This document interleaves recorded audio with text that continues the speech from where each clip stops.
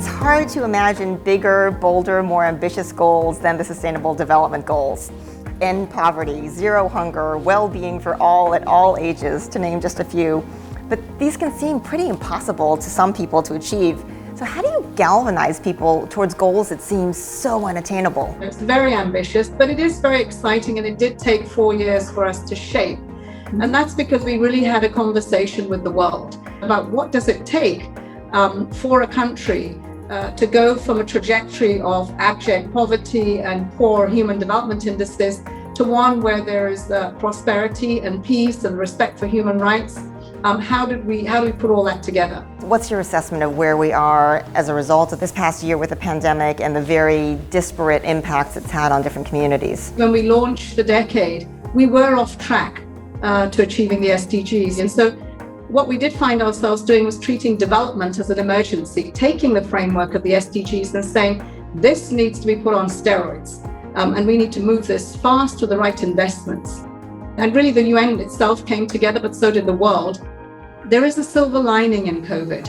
And that is that we are all conscious about having to make investments today that could actually help us to recover better. When you think about the range of sustainability initiatives across IKEA, they're so wide-ranging. What's the criteria for determining which ones you will pursue? It's basically starting with that you need to measure your carbon footprint and know the impact that you have across your value chain. Secondly, I would say it's about going for the actions that has the biggest impact. Why is cross-sector collaboration so important for moving the needle on this? What we stand before is actually a transformation of society at large. The infrastructure of mobility, of energy, of consumption. And thereby, each one of us would be slightly too small to take the lead in every topic. So we need to work in between competitors. We need to work in value chains from end to end. And we need to work together with governments in order to make sure we have speed in incentivizing the right investments and behaviors that we need to see. Do you think there's going to be a different view of innovation? Because traditionally, innovation by a company is something that you'd want to keep for yourself as a competitive edge. But in sustainability, it seems like if we actually want to move the world, we should be sharing every sustainability innovation that we can find as broadly as possible. I think so. I think before we were thinking, how do we protect the uniqueness of our company by locking others out of it? I think now we protect our companies by having speed.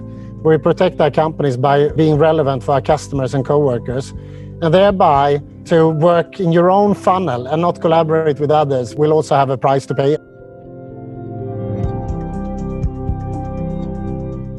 Climate action today is a very real ask of global leaders because the change that is happening as a result of climate, not just the disasters that we're seeing that are ever more frequent and harsh, but in fact that the recovery is so much more difficult.